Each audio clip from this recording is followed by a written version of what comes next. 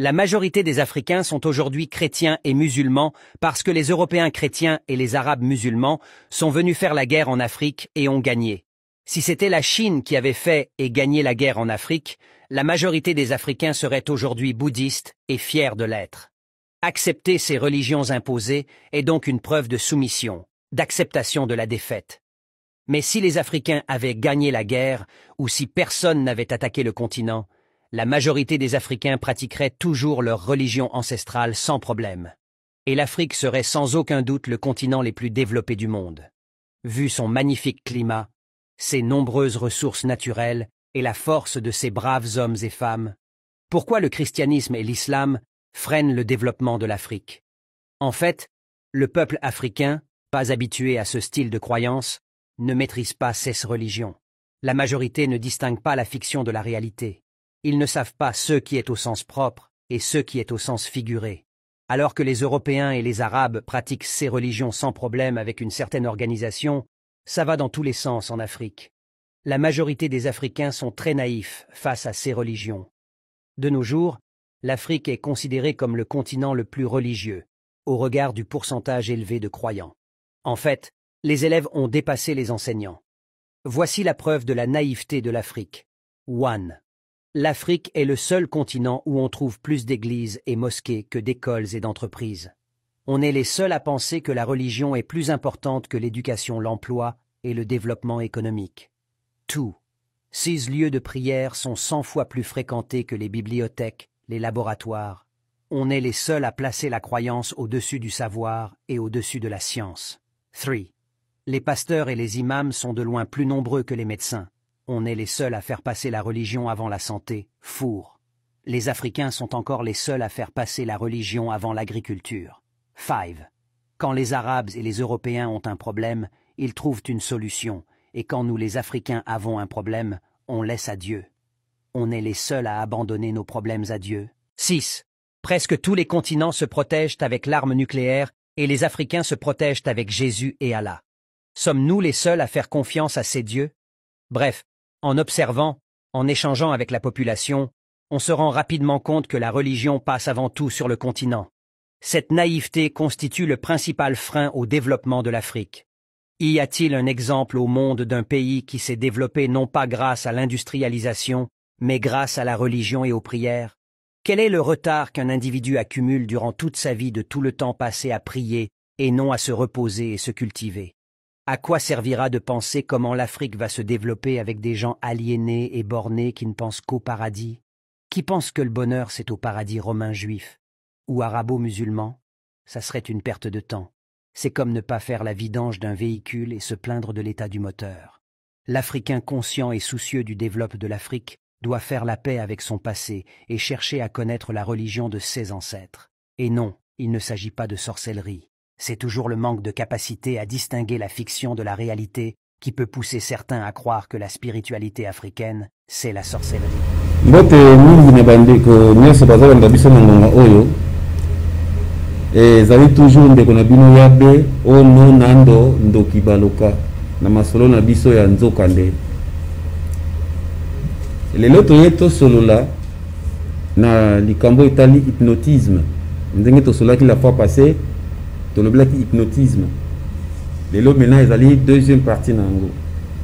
La fois passée tolobelaki par rapport à Jésus ndenge bateyela biso Jésus ndenge tokanisaka ke Jésus ke boye totangaki na Bible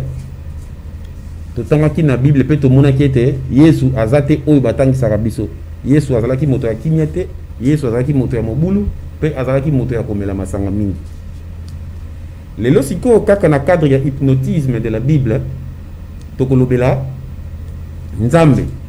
Soki pena Nzambe oyo batangisaka biso na classe, na ba église, na ba religion nyonso soki pena Nzambe yango azalaka solo.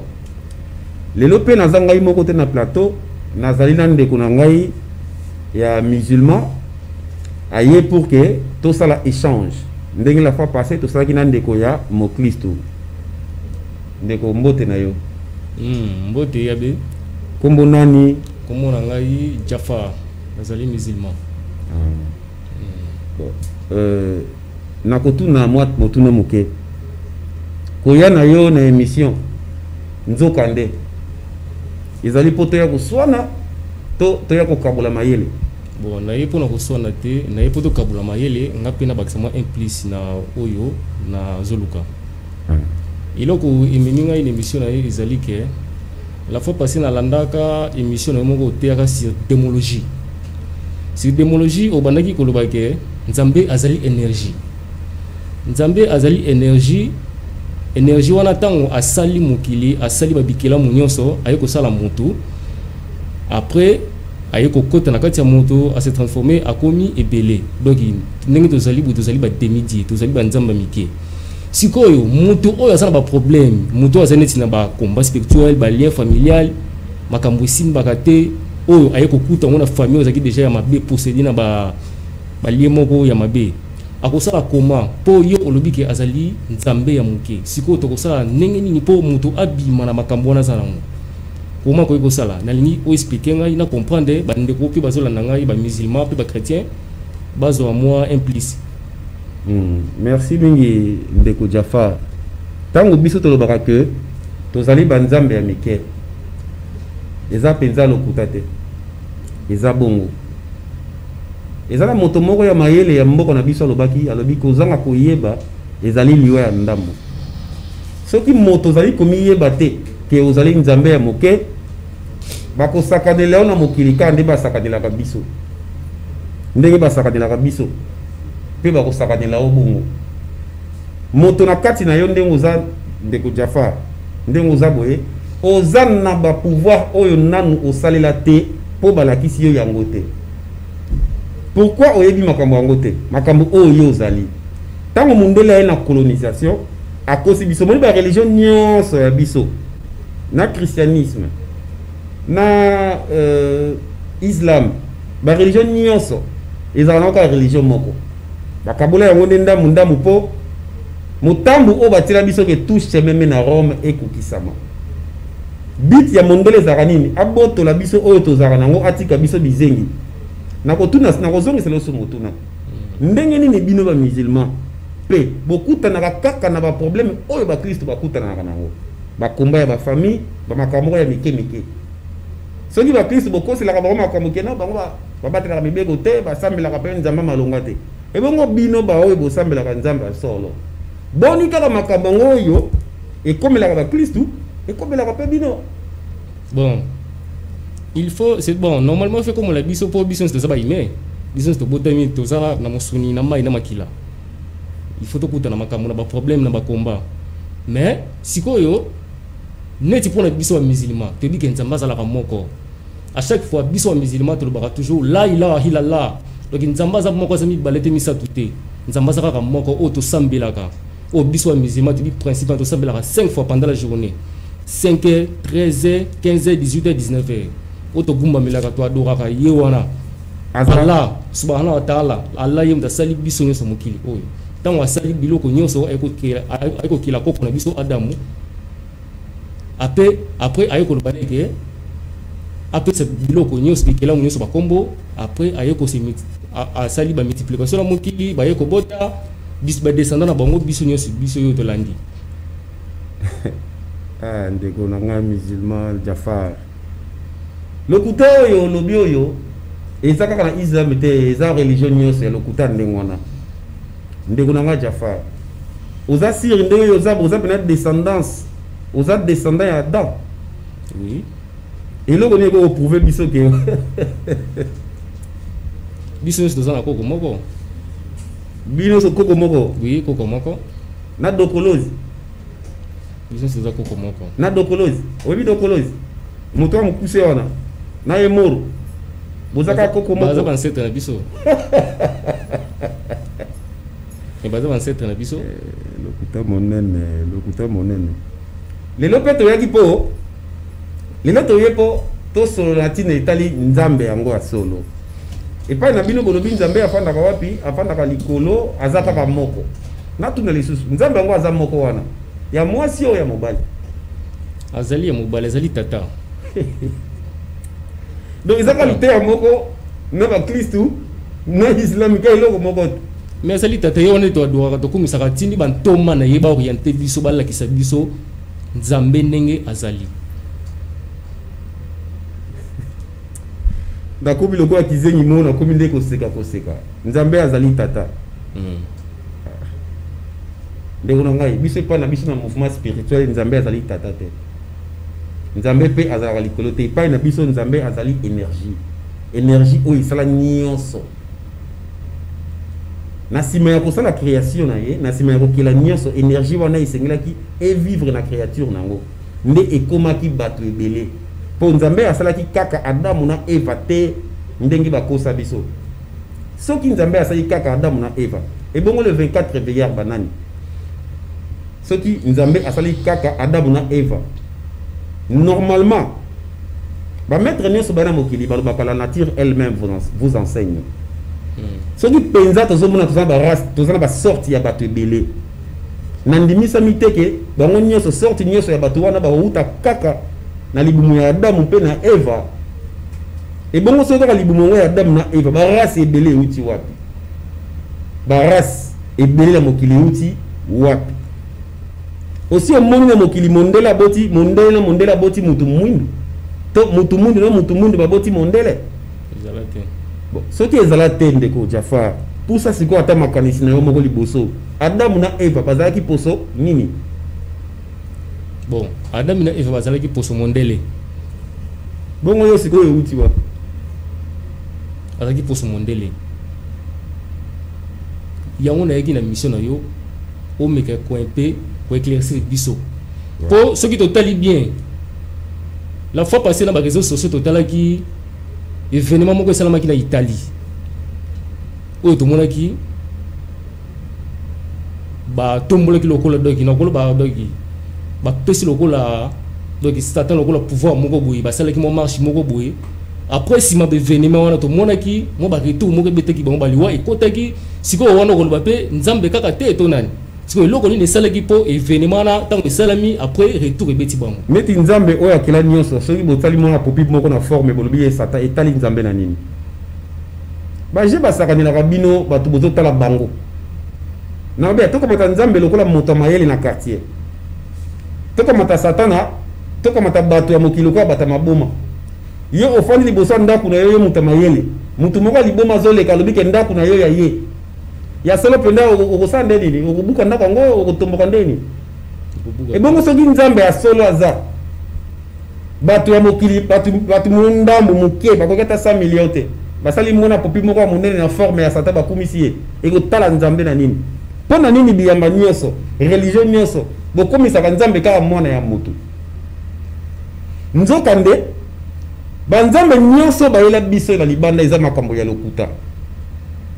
Banzambe nyonso bayela biso ezala oya bya Kristo ezala bino ba musulman ezala banani banzambe ya lokuta banzambe moko baza limité po boza même histoire nzambe na bino oya fana na likolo azalaka vraiment limité talaka nzambe na bino azalaka na satan na ye. Alors soki to landi bien na nzambe na bino na satan ya bino peka Satan alikaka nzambe na bino na makasi. Soki otala ata na corona na bino, soki otala ata na Bible omona kaka Satan koleka makasi. Pona nini ye nzambe yango il paraît azalaka nzambe ya bokasi boso le tout puissant. Pourquoi azalaka incapable ya maîtriser Satan ngombala moko? Bon, neti biso ba musulman to ibike nzambe a créé Satan pourquoi pour amimoni sa puissance et force na ye. Pour mutu soki azana ba combattre, azana ba problème té. Ndenge ni na kokumisa nzambe. Il faut azana ba combat pour azo moyen kokumisa nzambe o akela ye. Pour mutu soki azo kumbisa nzambe te, donc nzambe azali Dieu jaloux. Donc il faut adorer akumisa ye. Donc il faut kutana ba problème na makambu po ozo moyen kokumisa ye. Nzambe azali bongo. Merci mingi ndeko Jafar. Nzambe azali nzambe ya zuwa. Oui. Zuwa ngo akoka ngo ndenge ni nzambe azalaka molimo to azali nzoto. Azali molimo. Pour jalousie ezali ba sentiment humain, ba sentiment charnel. Jalousie ezali ba sentiment charnel. Maintenant nzambe akozala jaloux ndenge nini? Na mituna kaboyi. Nzambe ya zuwa oyo, nzambe ya bolingo, nzambe ya kanda. Ezalaka solo nzambe ya solo to nzambe ya gambi. biso to pusa ta makanisi musika ndeko na ngai to benga ta Allah ndenge bino bolinga nzambe moko Allah ngana oboya nga te ndenge bolaka Allah nzambe wana azalaka penza molimo to aza nzoto soki aza molimo jalousie ekota ndenge nini bolingo pe ekome pane ndenge nini soki penza solo bon biso toyebi nzambe azali jaloux par rapport asali bekela monyoso il faut ekumisa ye esanjola ye mais bandeki bakumisaka ye banyama biloko tout asali na mokili ekumisaka ye même biso bato il faut to kumisa to adorer to sambele to reconnaître que nzambe azali ya on monde même na l'église ba sala système ya ba dim bon offrande ba soit d'accord biso ba musulman to pesa soit d'accord signe ya récompense donc il a pesi on po nzambe ndi mutu alingaki na zwa ya on a sali signe ya récompense donc na sali soit d'accord on a pesi po nzambe azongisi langa ebele siko nzambe yango ya bino na watu na susu ko zoba kaka nzambe yango ya bino na satana bakabwana to bakabwana te bon ya mona kota na vif ya sujet lelo lokola ba question banimba la moko to kende pemba la moko nzambe yango na satana bakabwana to bakabwana te ti bakabwana te bakabwana te oui baza esika moko mais ce qui totali bien c'est aussi même so to ese même bandeko ba chrétien c'est quoi tellement la bible ce qui totali na totangi je crois ezana oyo mondimi na biso ndeko na biso oyo Job na histoire ya Job ezalaki Job tango Satan ndenge toyoka kaka abeti tu akutani na nzambe te tana uti na mokili na moni mondimi na yo mutu na yo kuna opamboli opesi makambo ebele yango moni abanga ko akumisaka yo sikoyo nzambe alobi na ete alobi ezateke akumisaka nga pona teke ndenge na pamboleni na pese bozwane ebele po ondimake azalaka ya ngai kende ko toucher makambo na nyonso mais ko toucher molimo na ete to monaki événement na esalamaki ndenge toyoka seno bible aya Job azoba maladi makambo ebele ekomela ye na bozinyo sekenda après sima mikolo nzambe azongisila kango fois 7 azongisila kango lisusu ebele gambi immortel azongisila kango formule oyo beti lisolo iza formule oyo ba occultiste ba osala lelo ba pesi onda kuna mwasi obali mwasi akufi bana bakufi banda ko eziki tozomona yango après lui na limite za formule ya nzambe ndeko tanga na mukanda ya Job chapitre 1 kaka lisolo oyo beti ya nzambe na Satan na Job to mekana no ko yekola yango elongo eloko nga asenga waboye ndenge bino boza ba musulman atape ba chrétien to longola nanu fanatisme pe ndenge bakanisaka ndenge ba yambano se kanisaka ke so ko tukuna ndenge vérité to tia siko bomoto maître nyonso ya mokili ata prophète Mahomet alobaka phrase oyo la nature vous enseigne ndenge tozoyeka lelo lisolo ya Job totala penza soki ekokole na nature ndeko tanga mukanda ya Job chapitre 1 verset 8 tina 9 je lis ndeko langa fongola ta mwa mongongo yo nayebaka te likambo ya jeli oyo loba ta fongola ta zala pe na yo vraiment Job chapitre 1 verset 8 tina 9. L'Éternel dit à Satan: As-tu remarqué mon serviteur Job? Il n'y a personne comme lui sur la terre. C'est un homme intègre. Nzambe akoyebisa Satan wana baza wapi bazali likolo bon question nzambe akotuna elingi koloba na nini selon makomi ya mindele bakomela biso oyo elingi koloba nanu nini nzambe azomona Job te pona likolo azomona Job te Satan nda uti na se komona Job siko nzambe oyo wana ya lola amona kana makambo lenga bana sete. Continue non. Il n'y a personne comme lui sur la terre. C'est un homme intègre et droit, qui craint Dieu et se détourna du mal. Et Satan répondit à l'Éternel: Et c'est une manière désintéressée que Job craint Dieu? c'est là mukende konanga au juste ceux qui te font lui pendant mayele muke te font lui penza mayele wana nani ba ko solola na nani Satan ba ko solola na éternel nzambe nzambe ko bisa Satan ke je babanga ka nzambe nazo ba te place yango ezara ndeni bon tondi maka ye moko nzambe yango nzambe awa eza après jardin d'Eden esika oyo Satana a kotisaki mabe na mokili bon relation nini ye na nzambe oyo bazalaka nango relation nini oyo ye na nzambe oyo nzambe ake kotuna Satana outi wapi c'est que ba déplacement à Satan nzambe amonaka yango te soki pela nzambe yango ya bino ya likolo azalaka omniscient omniprésent omnipotent bêtise aboye nandimaka na pete ndeko na ngai est-ce que ozomona teke oyo eza penza nzambe te oyo eza ezaleli ya mwana moto soki nzambe penza ya solo nzambe biso toyebi oyo azalaka esika nyonso na ngonga nyonso mpe mbala ebele akotuna nde motuna ya zoba boye ke outi wapi akotuna nde motuna nde ngwana ke outi wapi papa Jafar toke nanu malembe toyeba na nzambe po bino mpe histoire oyo eza mpe kaka même histoire na bino eza bongo bokotunaka ata mituna te ala oyo bolobaka biloko moko bolobaka boye ndenge bokubisaka ala biloko moko ndenge wana bon ye ndenge nini azomona Satana te ye ndenge nini vraiment Satana akomona ye te bon Satana moye akangasa te ezali te ntan na ye soki ekoki nde akokanga ye sikoyo botuna na biso mpe eza boye ya solo ntan ekoki te contrat nini bazalaka nango nzambe na Satana na bino wana contrat nini bazalaka nango ntango ezalaka ndenge nini tozala lokola mikolo problème ya nzambe ezalaka na biso bato to bango na Satana contrat nini bazalaka nango nulle part na Bible to na Coran okomona nzambe akomene Satan kaka Satan amenasaka nzambe et puis Satan alekaka nzambe na mayele nayebi te soki tokomponaka makambo oyo donc na Satan na Allah Satan alekaka kaka mayele mpo na nini sikoyo ndeko yabe sikoyo makomi oyo ekomama na Biblia na Coran ke toyebi ke mokolo ya suka ezali oyo bakretien babengaka enlèvement même biso mpe bamusulman toyebi ke mokolo ya suka ezali nzambe akosambisa mokili akojuge mokili toyebaka eloko wana sikoyo oyo okoloba nini mpona eloko wana eza ya lokuta to ezali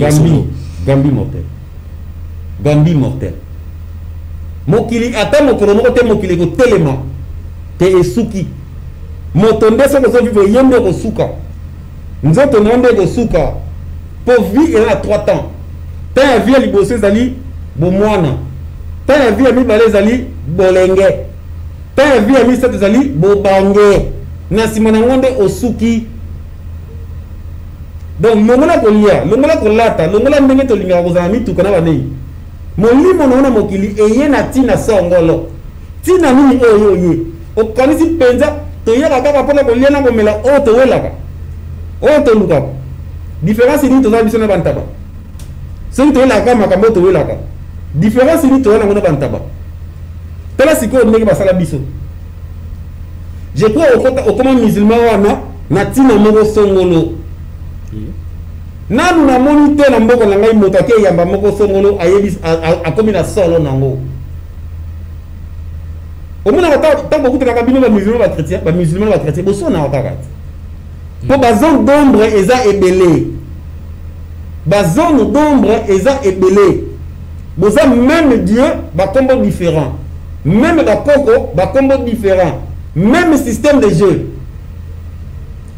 mbala moko nazala so na fo na liboso ya télévision na otala badébat nayokaka mpasi na bino bamusulman na bakristu bolingaka jamais kobimisa bongo na bino en dehors ya mikanda lokuta mpo bokompare nano nature elobi nini par rapport biloko oyo ya lokuta bayela bino wana nauti kotuna awa koma nzambe azomona te job atuna Satan ye mpe Satan yango ye abetaka tour trop na mokili ayaka mokili avant nzambe mpo nzambe ayaka na pokwa ndeko tangelanga na mokanda ya tangana mukanda ya Genèse 3 banda ngana na 4 toke malembe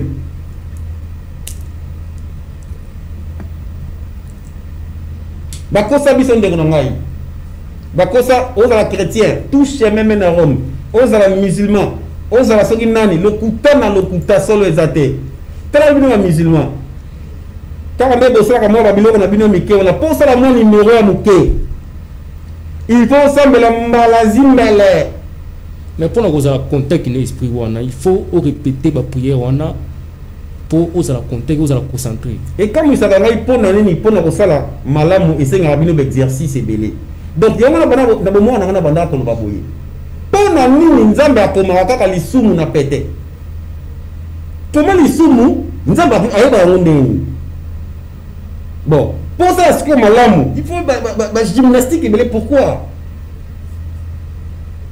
gambi mortel bakomisaka biso bana mike balakisa biso nzambe moko boya ya tata moko boya je crois ala pazaka papa wana kaka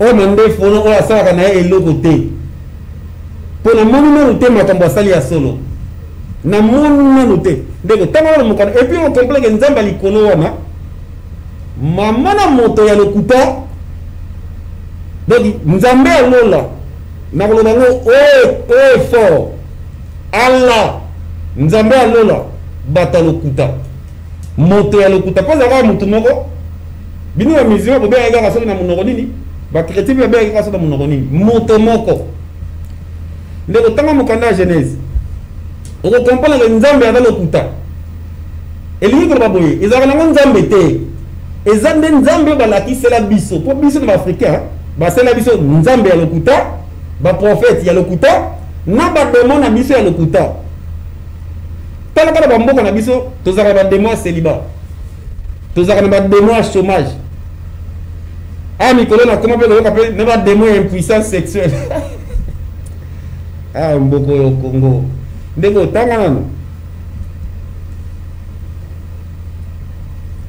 Alors le serpent dit à la femme, toke malembe. Le serpent wana bazoko illustrer nani? Satan. Voilà. Toke.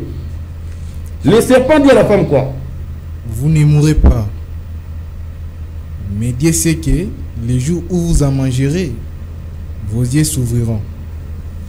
Et que vous serez comme des dieux, connaissant les biens et les mal. Voilà. Awa Satan zolo baboye. Par rapport à tout ni moisi. Bonyaka moment ote pona nini. Ote ala apekisa biso to lia te mokoto lia to kufa mbala moko. Satan alobi boye. Boko kufa te. Nzambe ayebi ke soki bolia mbuma oyo misu na bino ekofongwama. Motuna na ngabo kita mukendeko. Tangu Adamu na Eva baliaki mbuma. Ezana pasteur moko ateyaka biso lobi nyoka akende kokosa Satan. Ata bino pe na Islam bolobaka ke nyoka kosaka Satan. Nzoka nde na nyoka. Non nyoka kosaka mwasi. Na nyoka na mwasi na Adam bazaka na bongo esika moko. Ndeko kitamuke. Continuez à 6.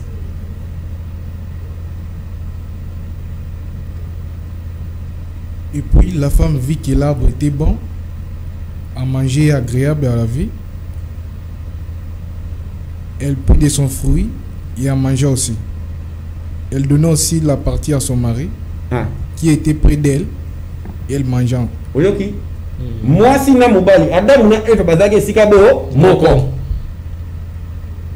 Satan ayebisi balon ke ala ayebi ke soki bolie bokokoma mayele. Mena tangu baliaki mbuma nini ekomaki makambo oyo ala alobaki to makambo oyo Satan alobaki kita mokende onanga.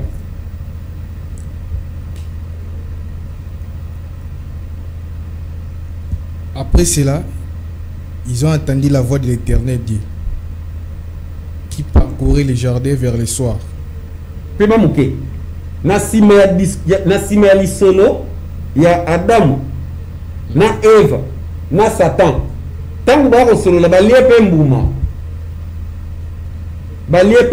te nde bayoki makolo bayoki makolo nzambe na mitunaka nzambe ya bino a déplaçaka ndeko Jafar mais quand limbo langa muke nzambe na bino a déplaçaka ndenge nini. Bon, Bible, ce qui te tellement bien, Bible, comment on trouve un proverbe dans ma CC. Oh, il s'est césaré. Il s'est césaré. Le bon, comment on a ma CC. Ils allaient bongo. Comment on a ma CC. Donc, Nzambe abandaki kobo ya bali ambumana par rapport à nini. Pour lisumu ekokota na mukili. Lisumu ekokota na mukili. Bato ba kokoma kobomana ozo zomona lelo donc ezala ko ba peine tozo sibi. Na oyo ba koko na biso basalaka. Yango tozo sibi ba peine wana. C'est que aussi la ngote.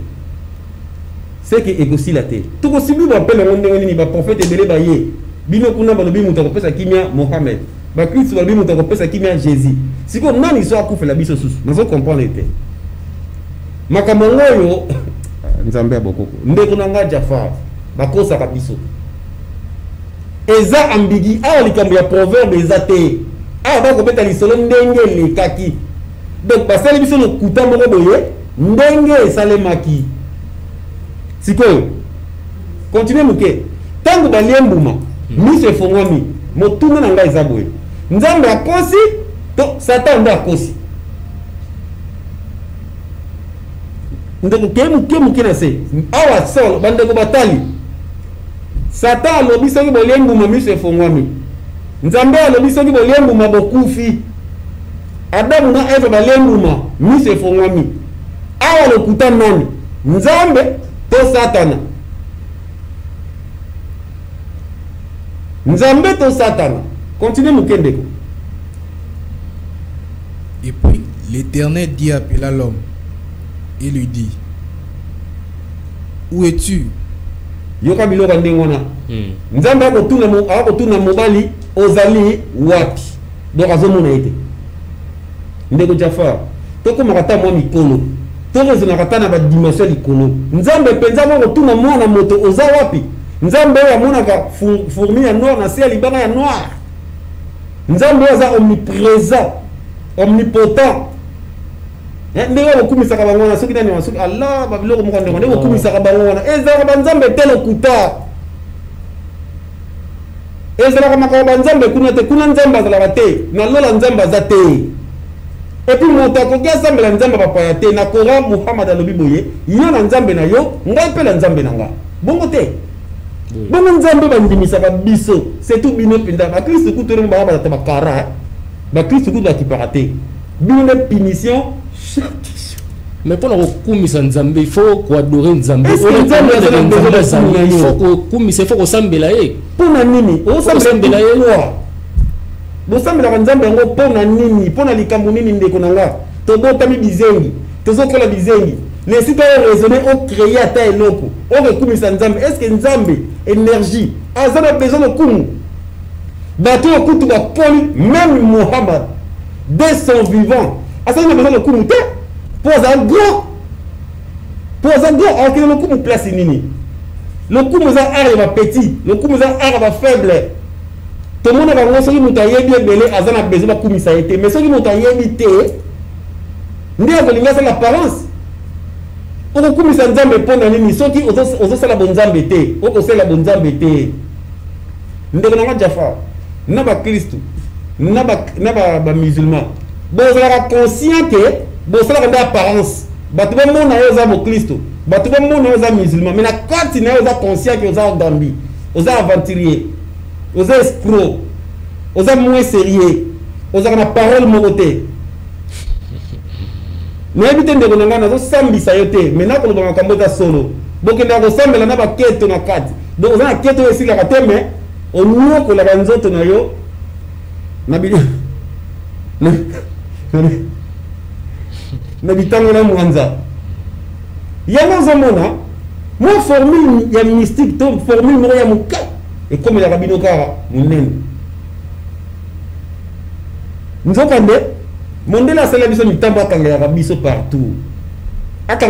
partout et puis mondele alonga kobosanisa biso ki vrai biso talaka nzambe oyo tokosambelaka ngapelaka mokristo nzambe moko boye soko batami na simenze te amona yo te yango amoni nde bakristo na bamusulman biso nyonso baafricain tokendaka kosala kaka oyo bobengaka masumu ya kobatama siko ntango tobatamaka tobanga nzambe te tobanga baninga na biso ba mona biso.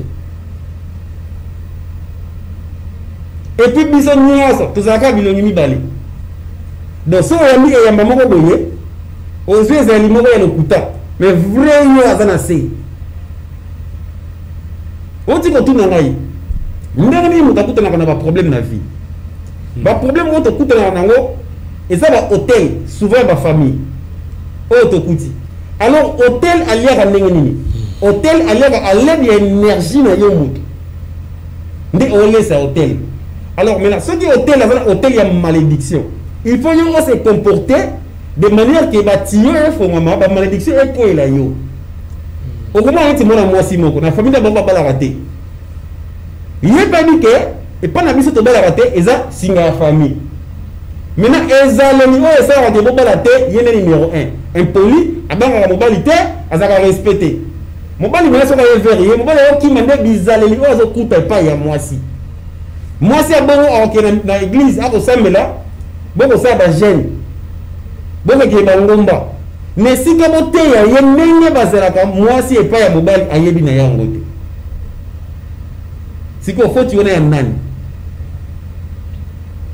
pour ma ba comme la moto la vie à moto il faut yomoko ofongola madusu ofongola ba entrée ba entrée on te fongola ngo comment par rapport à ba comportement oyo to zalaka nango na bomoto na biso maintenant l'église na ba mosquée na ba ndenge na ba religion voilà ba kosa ka biso imam lokuta bine moko banani ba makuta ba Christ kutu kolobate ba pasteur kutu kolobate ndeko jafa oza congolais oza musulman okendaka pe ba jeune na bino osalaka ba 30 jours sans kodame omonaka ndenge bokweka ba kao na mosquée pona nzala motuna ndenge bokweka ba kao est-ce que bozalaka penza concentré moto akoyi kao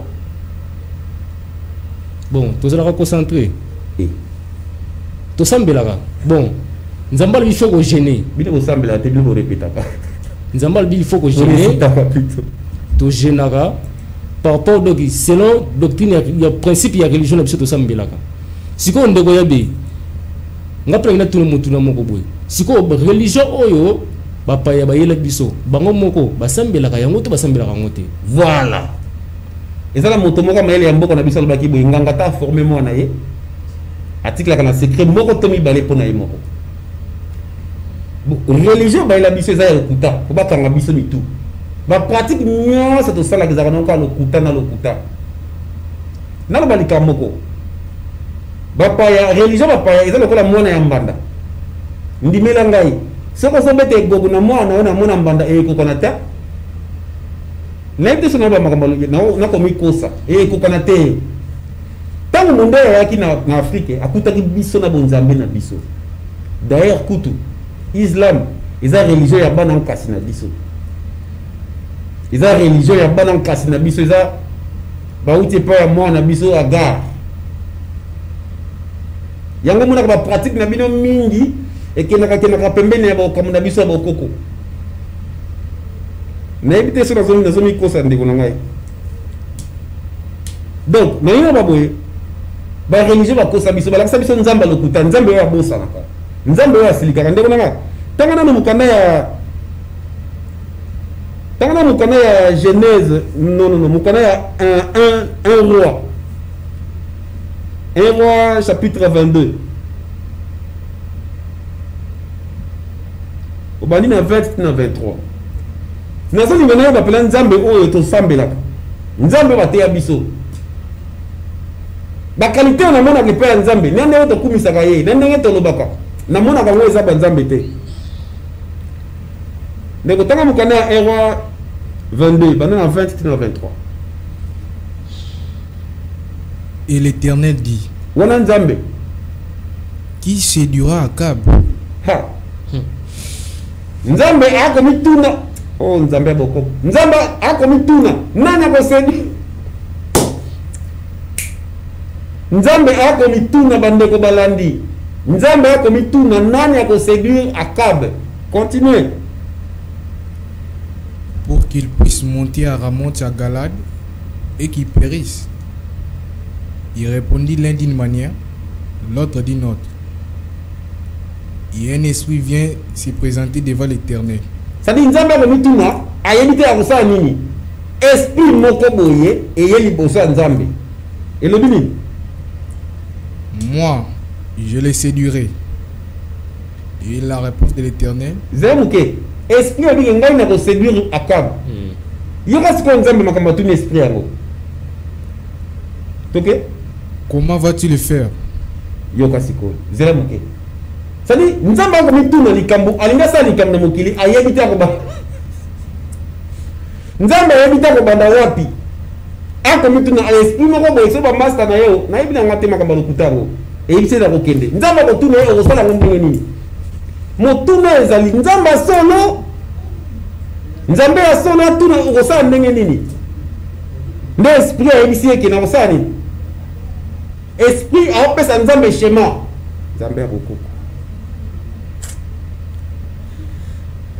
continue ko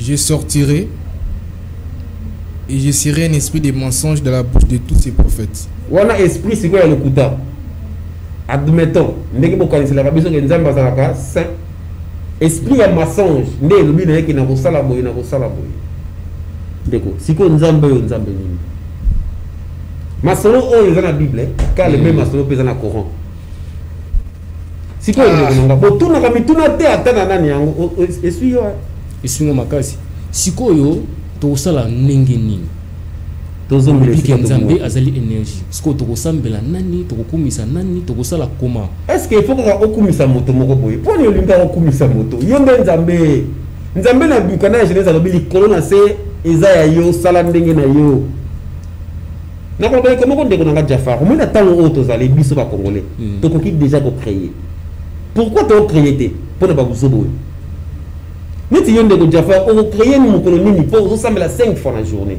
ça compter à Boutou. Vous pensez comment?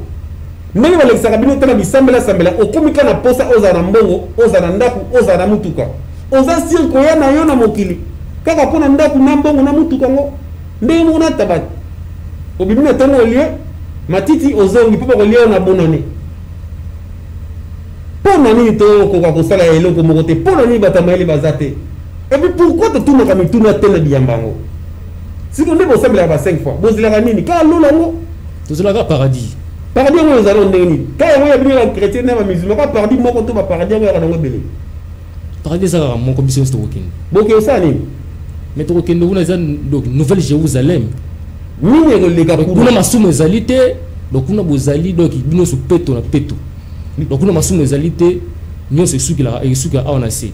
Après jugement tant nzamba ko juger mukile a éliminer na satan na batunaye na ba ange naye na batuwa mabenyo so bakei après nouvelle Jérusalem ndi ekokita bino so ko mba saint bo vandi siko na Allah bo sala nini na Allah mais bo vandi nouvelle Jérusalem liwe ko zala te nyo so mabe ko zala te bo zongi lokolo na ebandele mukili ndenge nzamba ndenge nzamba ngona te trace ko niveau liboma ngona ozomona mboka moko boye liwe kozalate ikozalate kolia pe kozalate ikozalate ko tsenge lokola kolia ezate ko tambola pe kozalate seke bokobeta pe maboko te po bolete poko mela mai pe kozalate et puis d'habitude il paraît dans un soki bolumbu soki na bilamba ona mboko ba sato ngeto ndenge ona mboko nini papa les ying et les yang sont inséparables ma bena malamu ndenge sangani e ko kabona ka tabokolo moko te mboka oyo mabe eza te eza mboka bizengi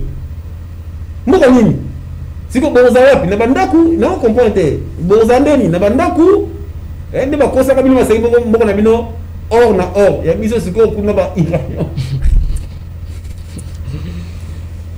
siko ndenge baloba ke même na bible ezali bongo tout ça ba ange ba archange ba 24 veillards ba chérubin ba séraphin donc ça bazali ba ange oyo bagumba melaka nzambe bazali ko kumisa nzambe ezala ba ange ba messager bazali ba ange ya bitumba pe bazali osala mo problème o nzambe ko tinda bango ba intervenir na problème oyo za nango yo na tuna ka ndeko nanga ba problème oyo ko kumisa biso kaka nzala to na Afrique problème na biso na Afrique ya ranzala. Et puis nous allons côté la biso comme on a pour kozanga ko yeba. To monani mbala ya sima.